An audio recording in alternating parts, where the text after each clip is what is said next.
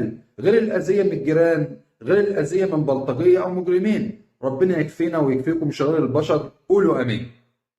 الحاجة التانية اللي لازم تاخد بالك منها قبل إظهار رد فعلك، أمن نفسك. ما تسيبش مدخل يتلوى منه دراعك.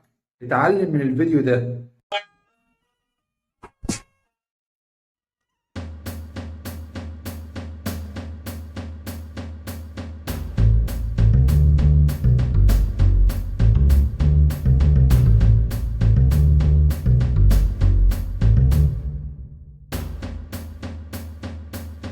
خد بالك، القطة لما بنتها اتأذت ما ردتش على طول، استنت لما بنتها رجعت حضنها وكانت أخدت وقتها تعمل إيه، وبعدين ردت في الوقت المناسب.